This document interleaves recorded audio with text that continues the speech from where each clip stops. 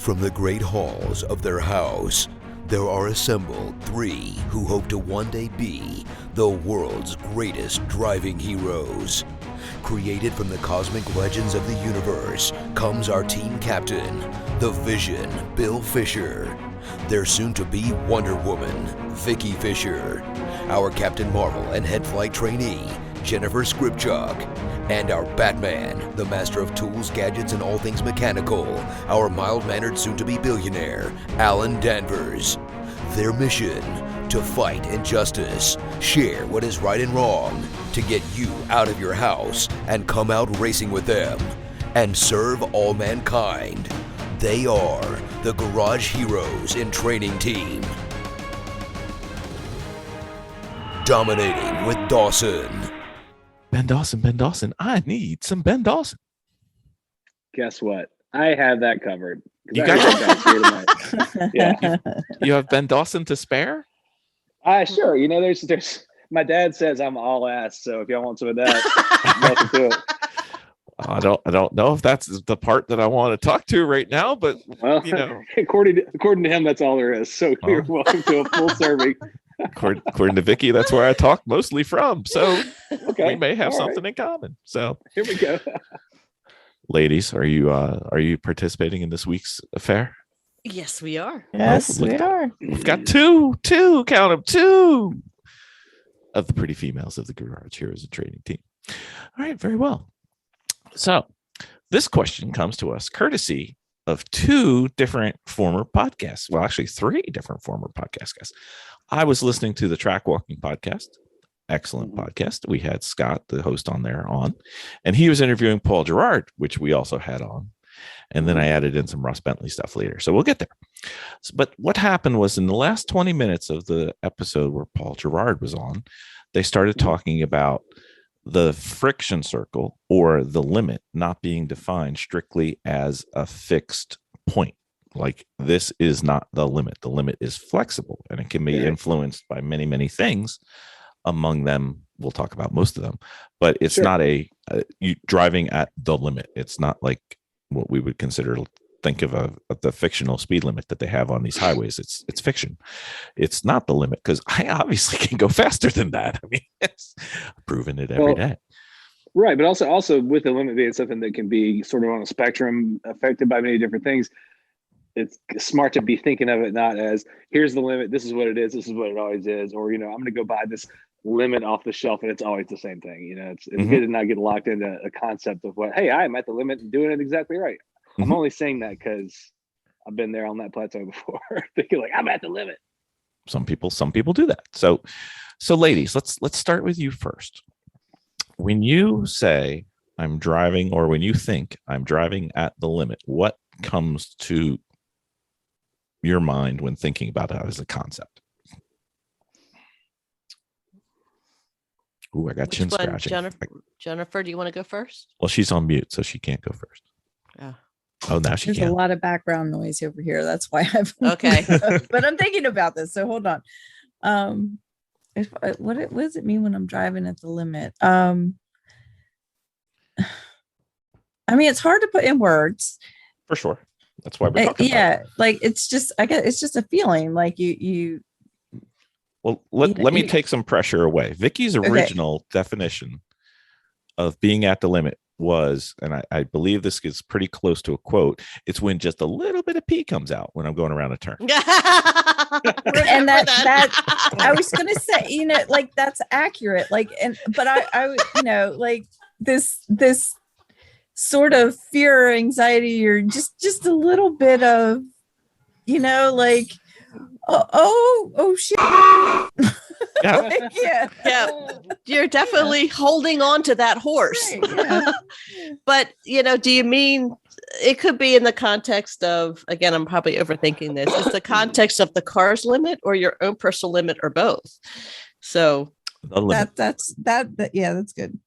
Yeah, Bill's just like the limit, just the limit to where my skills will take me. Is where my limit is, and of course that pee. it's the point right before I look at the back of my shirt and say I ran out of skill. Yes, it's that, oh crap, I'm holding on for dear life, yet I I'm having enough courage to do what I need to do, knowing and trying to trust the car. But at the same time, my limit is, again, you just feel a little bit of that pee come out. You're just holding on for dear life. Okay.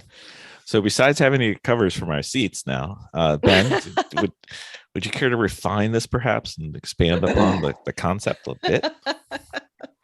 Yeah, I mean, for sure, there's a limit of what the car can deliver as far as speed, around a course.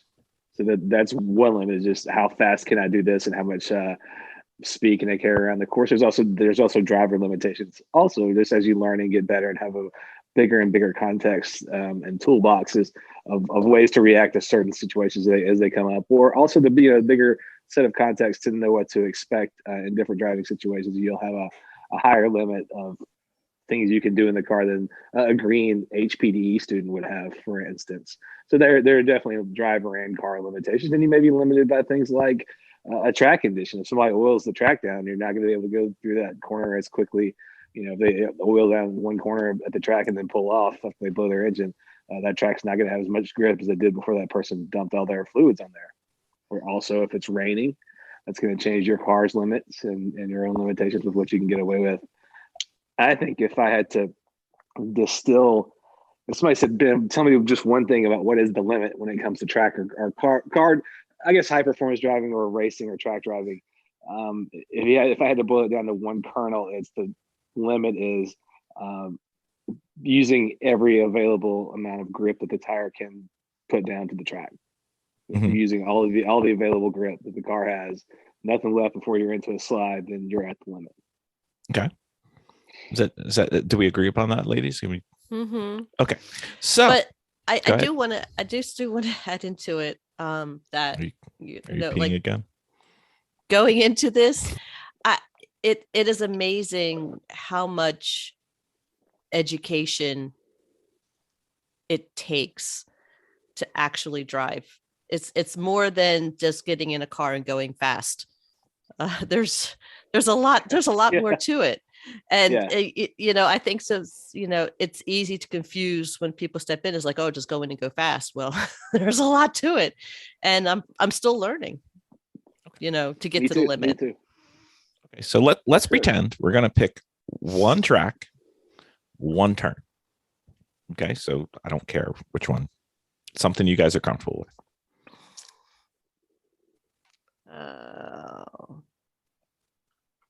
Look at you, Vic.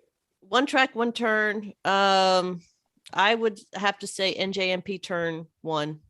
Okay. Cool. Jen, you've been there. We were just there. Ben, have you been there yet? I haven't, but I got a pretty good idea. I mean, it's just familiar. That's all. I don't so we're on lightning or Yeah. Thunderbolt. Lightning. Yeah, lightning. Okay. It's the Yes, lightning. yeah. Okay, so lightning. Just so Ben's familiar, big long straightaway, hard right hand turn, slightly uphill, maybe a little bit of camber. Classic 90-degree turn. Yeah, it's a 90-degree ish. Okay. Yeah. So let's pretend Yep. that we're talking about the turn, and let's pretend we're in a car. Doesn't matter what the car is. We're just going to say car. We're in the race car. And you are able to take that turn at 60 miles an hour. Okay. And you feel the car start to wiggle a little bit. And, Vicki, you get your bodily fluids flowing. And Jen, you get a little squirrely on the outside going, ooh, ooh, ooh, ooh, ooh, ooh. That wasn't so bad. Jennifer's cussing as she's going around that track on those turns. Only if I'm not in the car. If I'm in the car, she's very polite. But, so is that the limit?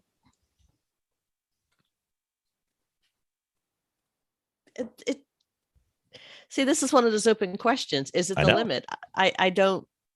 Jennifer, Okay. Do you want to take that one?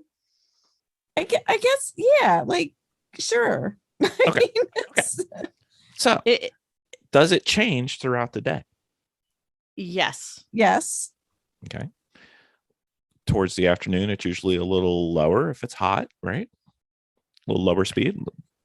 Well, maybe, but at the end of the day, too, sometimes you have a better understanding on how to take that track. See, there's so many things there's that there's go so many into- variables in it. There really is too many variables to. I mean, yeah, you could take it, weather depending, for sure. So And weather, tires, traffic. well, traffic's not the limit. That's just No, but traffic holds you back from limit. Sure. But the limit's still Whether what it is. you already have a little bit of pee in your pants already. But you know what? Yeah, I think as You know- it works for me, as you're driving and you're really warming up and you really start getting really, really focused, you could probably take that turn maybe faster. We're probably Well, then not it- full then it- 60 going around, but I'm just saying that your focus changes, so you might end up being quicker at it. So then were you at the limit before then? You probably were not at the limit before, but You again, were at your limit as- at that for moment. at that moment, it was the limit. Okay, It was so, at so that the, moment. It was the limit.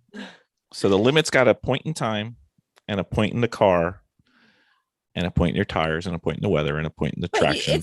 you can't. It's not definitive. You can't define the limit for everybody. Like everybody has their own limit. So like it's hard to. It's variable. The limit is how much can the tires take at the same time as you're hitting that turn. Are they chirping? Are they squealing? Or are they sliding? So Okay. that's a variable also. Okay. You What know, if is it- what if I the point that I'm trying Yeah. to get to? Yeah, Bill, get to like what is your Get to the point? god Like, dang point.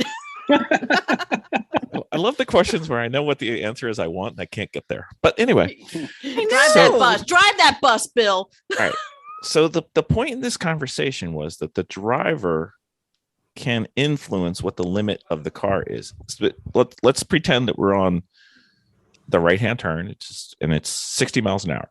There's things the driver could do to make 61 or 62 possible, just as there's things that the driver could do that would upset the car and Mhm. make 56 the limit. So the limit is a dynamic situation. For instance, if you go into the turn and you jam on the brakes and you get all that weight up front, all the weight up front, the car is not settled, the rear end is going to be light and it may not be able to go around at 60 because there's just not enough grip there Mhm. and you can spin. So the limit, just because the car is sliding, does not define what the limit is.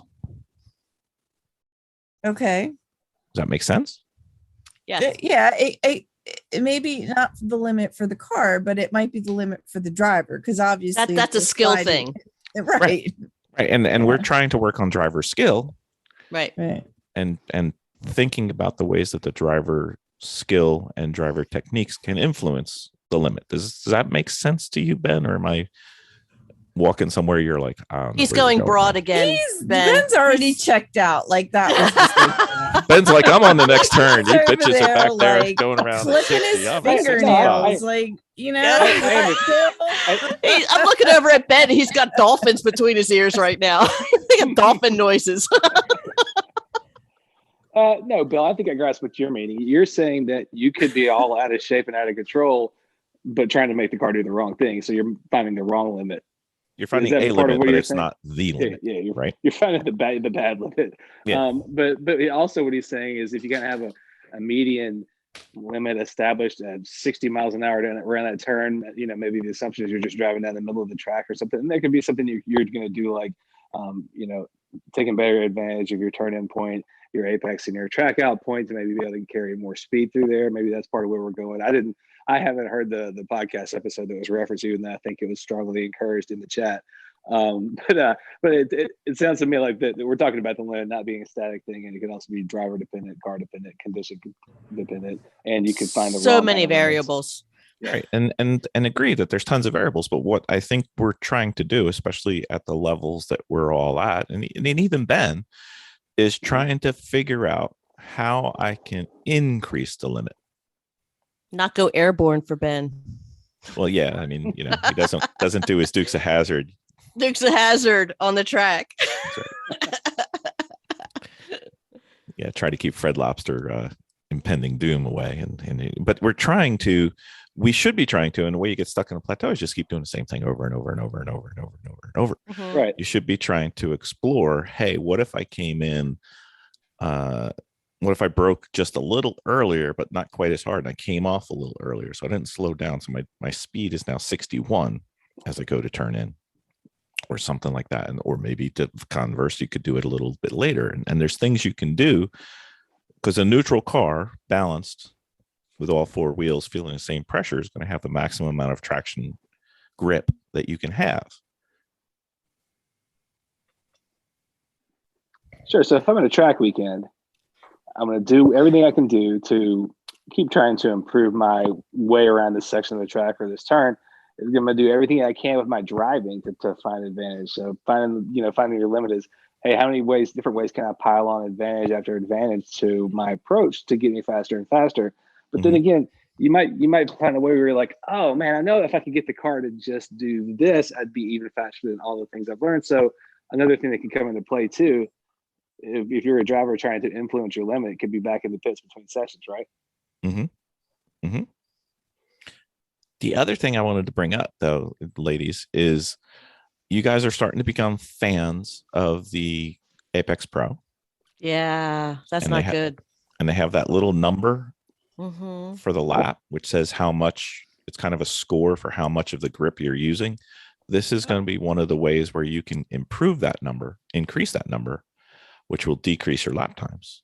Is try to figure out why can, let's just say, why can Vicki go through turn 5 at like 70 on the Apex score, and Jen goes through at 67? Conversely, why at turn 9 Jennifer's up at 82 and Vicki's at 74, and try to figure it out. And that's what the difference is that's how you're able to go increasingly faster. It's not that somebody's better at driving that car, it's that they're using more of the potential the car has. You know what I mean? Hey, Jennifer, have you started understanding the Apex yet? Have you transitioned into that yet? I do understand a little bit, and I really like it. Although I forget it's in there when I'm in there, like which is a good thing, I think. Right. Yeah, you're not focused on it. Right. Yeah, and you know what? Not at all. You are just behind me right now. I mean, you were like right there. You're getting ready to transition over into it when you're going to start looking at it going, oh, I did it that way. I can do it differently. Going through, like, you're going to start taking those little notes once you start getting off of track detail. Yeah, I mean, I'm glad the data's there. I think it's helpful after the fact. I mean, I wish that I was more aware of it when I was in there, but I'm not. I'm just not. So yeah, I will be. But again, I don't know if that's a good thing. You know what I mean? Like, I actually started having panic attacks, or not panic attacks. I started having a little bit of anxiety because I couldn't read my car without that thing, which really? I might have to drive it for a little while without. I might have to drive. You got to go analog. If you're I think I need to do that. Yeah. It was I was actually I didn't realize how dependent I was becoming on that in-car data. And then I was like, I don't know if my car's doing anything right. Yay, sir. You're not the first person to be guilty of letting the lap timer drive your car or driving the lap timer. You know what I mean? It's not good. It's good to realize you're doing it and find a way to refocus yourself. It's still a very useful tool. I mean, just hearing you folks talk about the Apex Pro has always been pretty inspiring. But I mean, you guys are really digging into it and trying to use it in a way to optimize your limits. That's good. But you know what? I think what I'd like to do, Bill, with that Apex Pro for a little while is maybe move it to a different part of the car where I can't see it. I can make it so you can't see it. Yeah, that's a good idea. Trunk mounted. And that way, that way we can still get the data. Sure. I'm still getting the data. Don't worry. That's right. You're not. Yeah, I'd like to do probably a couple HPDEs without it. That's fine. So this leads me to one last part. So okay. In addition to my discussion, which I think we're going to probably have to do again because I don't think we quite got to where I wanted to go. In addition to this is where we go back to Vicki driving with her car very stable and on rails. There's this thing called an Ackerman steering angle, right? Okay. So an Ackerman steering angle is when the steering input is at pick a number of degrees, and the car is just going and following the path that's equivalent to that steering angle. Okay. Do you remember back when you were trying to drive and trying to make it so that everything was smooth and you didn't have Oh, the but car. I kept saying I was making the car float. Yeah, float. Yep. What a ball of crap that was. Oh, you're growing. I was so polite at the time. I think I like to think You of were. it. Well, wait a minute. We lost her. Come You're, back. Jen. you just You muted yourself. Muted herself. You were floating? Yeah, she used to say, "I make the car float," and I'm sitting there going, "Still want to." just really smooth but fast around the corners. But then I realized that I was not pushing the car limits, and that was before I learned how to actually feel the tires. So Well, you were at the point where there's a saying that smooth is fast, and you were at the point where smooth is slow. yeah, So- I was kind of sad. So that So so if you're tracking perfectly with the steering angle and the arc your car is on, you're at just dead in the middle. Ackerman, is that right? that's when it's the steering angle is equal to the Ackerman steering angle, and everything's going around as geometrically defined. And then understeer is when your steering input on the wheel is greater than the steering output of the car. So the car is not Right. turning as much as you want. And Right. vice versa. You can do the steering angle of the car steering wheel is less, and the car is actually rotating more. That's when the Ackerman angle is greater than the steering angle. So the input of the steering, and you can actually measure this and get into some stuff that I'm going to try to get us into next year, but I'm not going to tell anybody about it because you guys are just going to have your heads explode. But that's kind of one way to define understeer and oversteer. It's not just if the front is sliding, that's understeer, and if the back is sliding, that's oversteer. It's a little too simplistic. I don't know where I was going with that, but I thought it was quite fun. Yeah, I've never thought about it in those terms before. I like the Ackerman idea and then thinking about it, kind of more internalizing the concept of under and oversteer than just saying car point toward wall, car back end point toward wall. Yeah. Hit wall front end, understeer. Hit wall back end, oversteer. Yeah. And this is not the same as the geometry. Understeer, you see the wreck happen. Yes, exactly. Yeah. But this is not the Ackerman steering suspension geometry angle. This is a different angle, but we'll talk about that later. All right, I think I've beaten this one into the I was saying. Yeah, I was saying I didn't understand the suspension thing, so I'm glad we didn't do that. Yep, we did not. Yep. If you notice, we don't do suspension stuff on Dominating with Dawson because I can't do it, and I don't think Ben wants to do it, so we haven't done it yet. And Ken, this guy's a Latin major. I just happen to know how to drive a car. All right, very well. Hey, we do have a passing thing coming up with a guest to Dominating with Dawson at some point. We need to do that. But all right, thank you, everybody. Thank you. Mhm.